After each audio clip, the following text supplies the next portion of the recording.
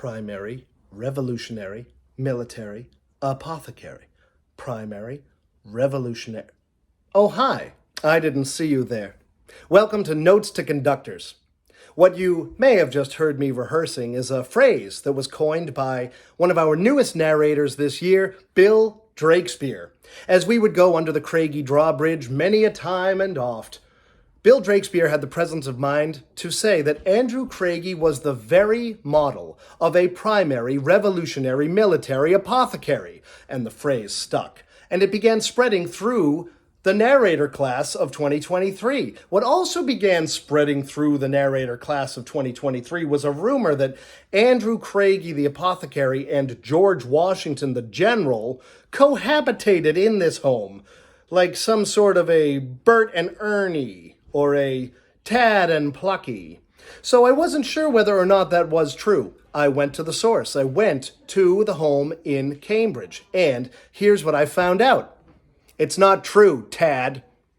Here's how it actually went. The home was built by a loyalist family. When things got dicey in Boston, they fled that home in Cambridge because it was only their summer home after all. And they went to Boston to be with the rest of the loyalists and under the protection of the British Army. When Washington arrived in Boston, he found the home abandoned, and so he took it on as his headquarters. It was a big stately home on the banks of a beautiful river, just like Mount Vernon, and so he felt very much at home there for 9 months. Then the war left the town. Washington left the town. After the war, Craigie returned.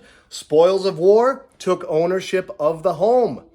After he passed away, his widow, Craigie, had to take on boarders in order to afford this big fancy house.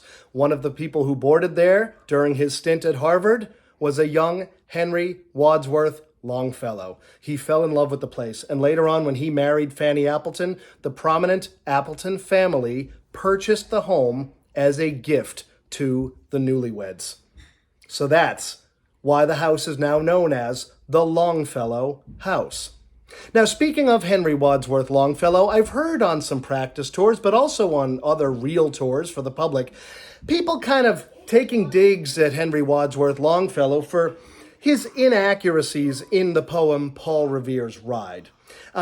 Sometimes even going so far as to call Longfellow a sloppy historian. Well, I am very, very honored and pleased to invite onto Notes to Conductors someone to speak to those charges. Ladies and gentlemen, Henry Wadsworth Longfellow. Sloppy historian? What in the Song of Hiawatha are you ducking quacks talking about? Have you ever heard of artistic license? Okay. You want it accurate? Let's try it your way.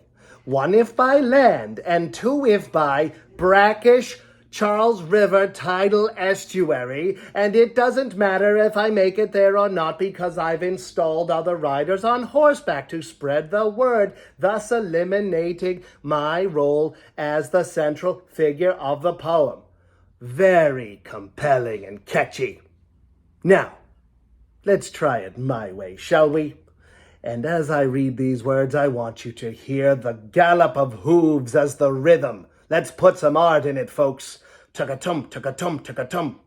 He said to his friend, if the British march by land or sea from the town tonight, hang a lantern aloft in the belfry arch of the Old North Church as a signal light. 1 if by land and 2 if by sea, and I on the opposite shore will be ready to ride and spread the alarm through every Middlesex village and farm for the country folk to be up and to arm.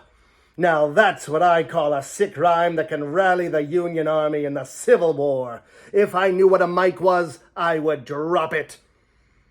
Now, what have we here? Oh, looky. It's a photo of a bust of me at my house, which is now a museum because I was such a great artist. And look what it says above my head. Does it say historian? No, it says poet. And what does it say above your head? Gratuities for narrator appreciated for a job well done. Stay in your lane, you quacks. Half of you can't even say the name of my poem right.